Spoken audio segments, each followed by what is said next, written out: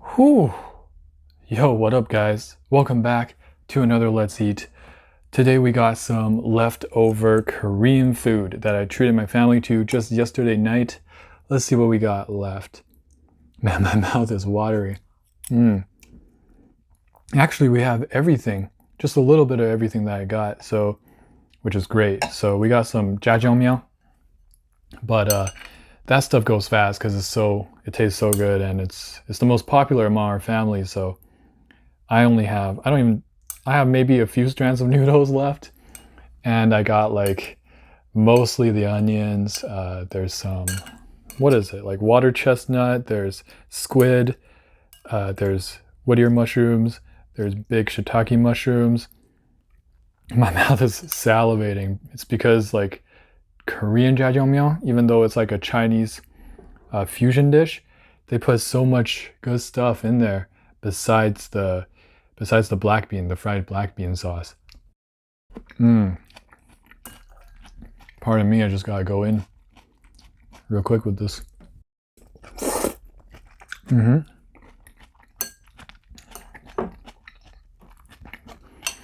And we have very little of the deep fried chicken, sweet and sour chicken. It's kind of like the Chinese style sweet and sour pork, but it's better because it's extra crispy, and the sauce put on there is like, I don't know, it just suits my taste buds a little better. Of course, leftover ones, I just microwaved it. I don't recommend that, but it's a different kind of experience than the super crispy fresh kind. It's still buzzing. I'm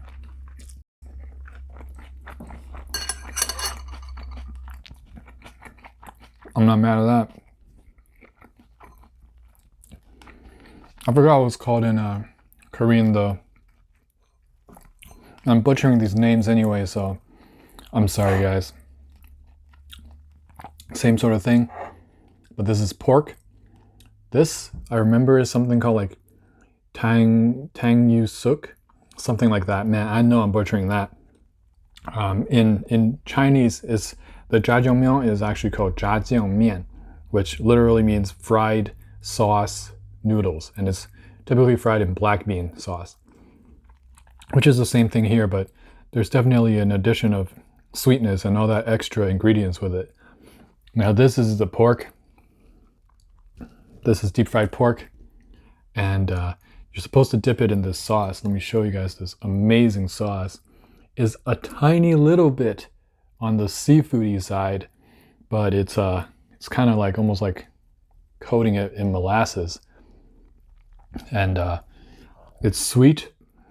It's fruity. You got some pineapples in there. You got some wood ear mushrooms, some zucchini, it looks like, carrots, and a lemon. So it's very refreshing. It's even got lemon slices, lemon wedges in it.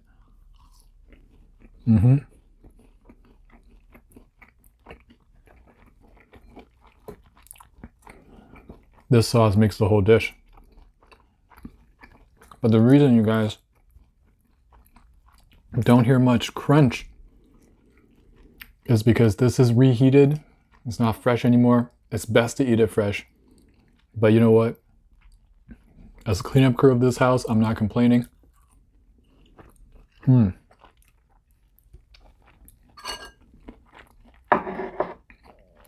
Finger looking good. Here's a pineapple. I'm gonna try to find a lemon for you guys. Just a little lemon wedge. You can still get that fresh lemon flavor. And the majority of what we have left is this jjampong. I hope I said that right. Spicy seafood noodles. Now, at least to my knowledge, when you get jjampong, more than 50% of the reason you get this thing is for the broth, because the broth is unbelievable. Oh my gosh, every time I take a sip of that, it looks super spicy. It's like full on red, but it's not. It's really handleable. Sweet, savory, seafoody. Almost like a paella. And the high quality veggies. That taste is in the broth as well.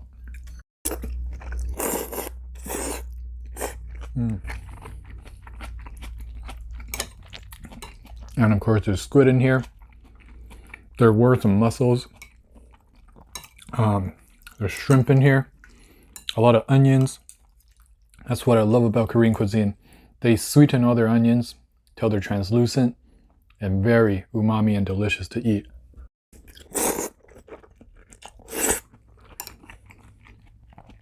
Makes me want to eat broccoli for once. I just soaked up all that nice juice.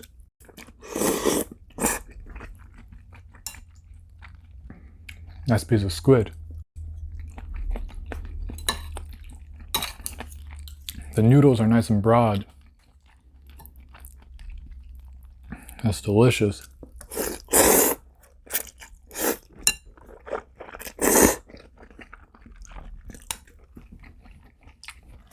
The spiciness really creeps up on you a little bit though. But you should definitely try at least once. It's really not that spicy. And it's worth it. The spiciness is worth the flavor. Oh, here's what I love about Korean food. It could get real spicy up in here, but they justify it with the taste. In Korean cuisine, you know exactly why it bothers. It's because it's worth it.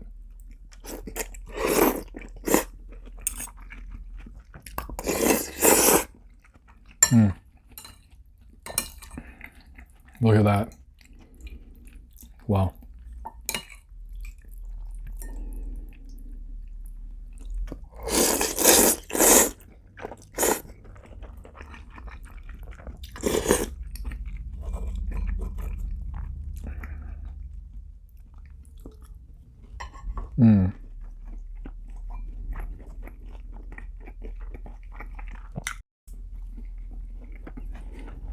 The different textures, flavors of this meal. I could have this again tomorrow.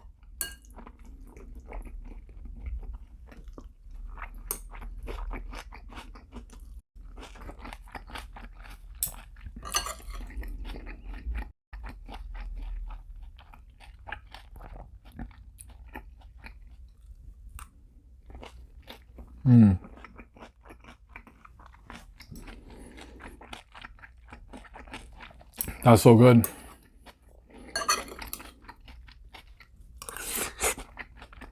Sweet savory is a hell of a combo. And this is kind of what's known as like I said, Chinese Korean fusion. But they're taking what's generally savory and salty flavor profiles, and they're replacing some of the salt content with sweetness. That's where it gets me. Real good. Alright, try and get this wood ear mushroom to come on. Let's go. That's a hefty bite.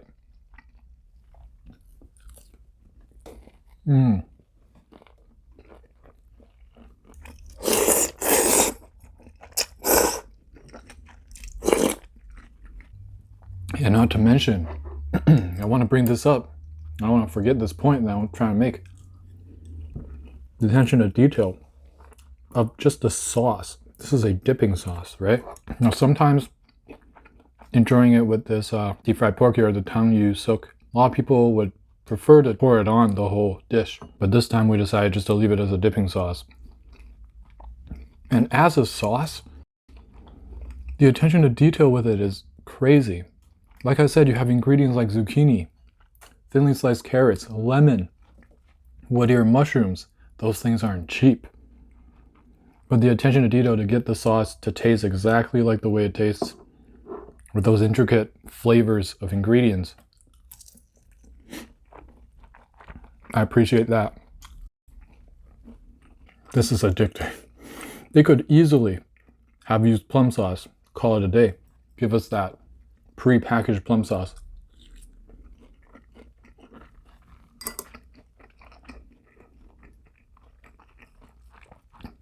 But instead, lemon, Whittier mushrooms, pineapples, whole zucchini slices.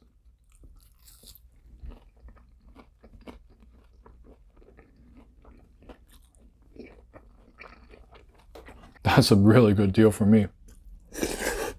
Some little squiddy bites. I mean, like, the main point is,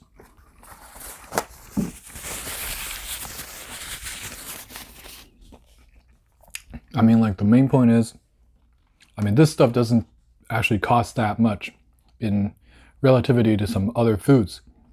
And I wouldn't say it's the cheapest option, because you could get like Pizza Hut with a coupon for your family. But like, in terms of getting a lot of food for your family and fill them up with really nice tastes, you can't go wrong. I would dare say there's not another sort of sauce item that has so much thought, attention to detail put into it in this price point. What other cuisine offers a sauce that has all of those ingredients and more, to be honest? I just don't know what the other ingredients are. It's just what I can see with my eyes right now. Seriously, what other sauce offers all that?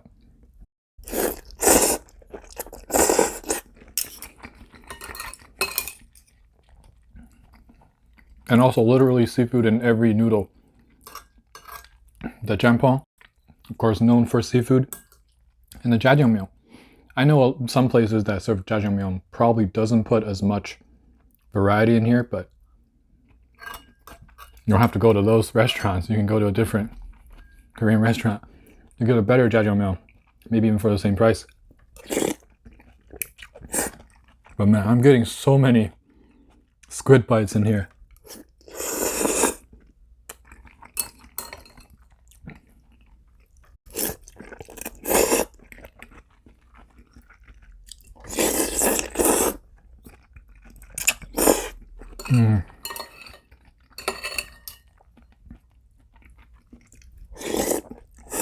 So I'm wondering, let me know in the comments, have you guys tried Korean food?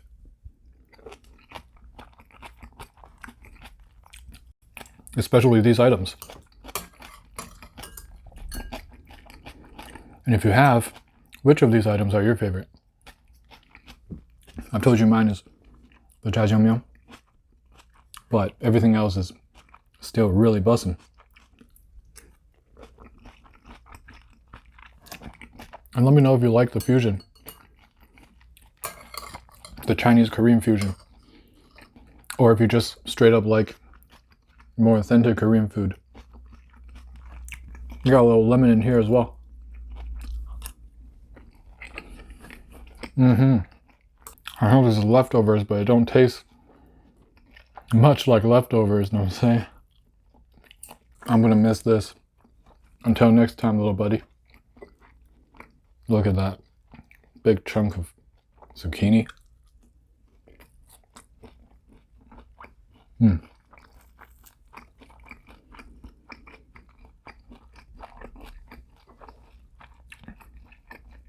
Let's go.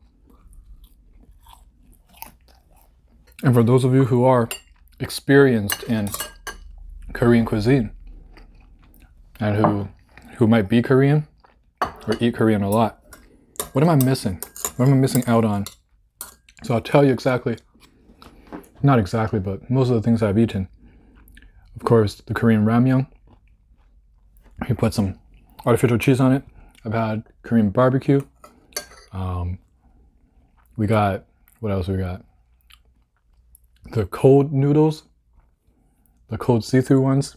Super refreshing, super awesome. Bulgogi, of course. And samgyeopsal. So bulgogi is like a beef, for those of you who don't know, and samgyeopsal is like a pork belly. What else?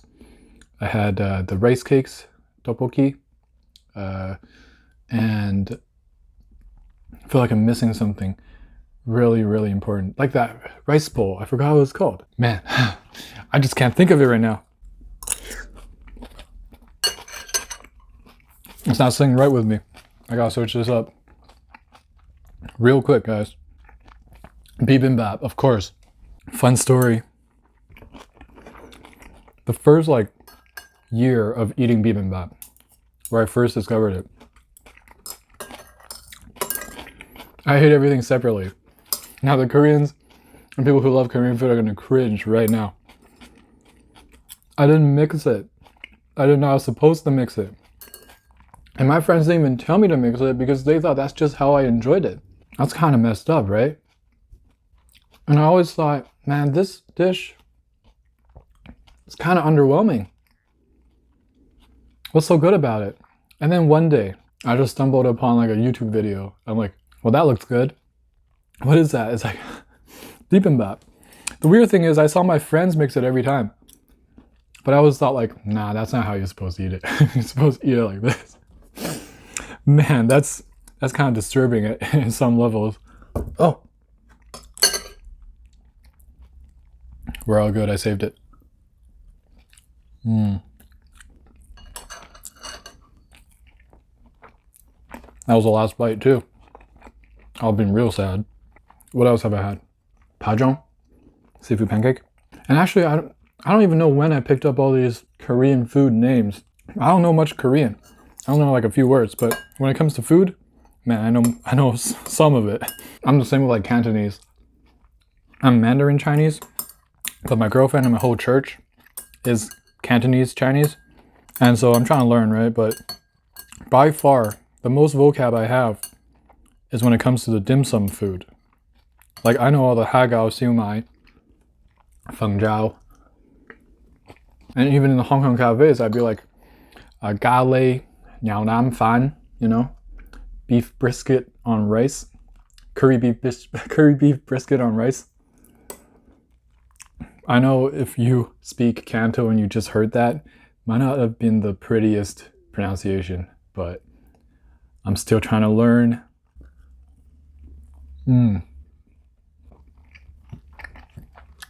Last bite. Ended on a high note. Perfect. So yeah, from the things I've said, all the Korean dishes I've tried, anything I'm missing? Korean fried chicken. Love that. Sorry for keeping this video a little long. I just have so many items to eat, you know?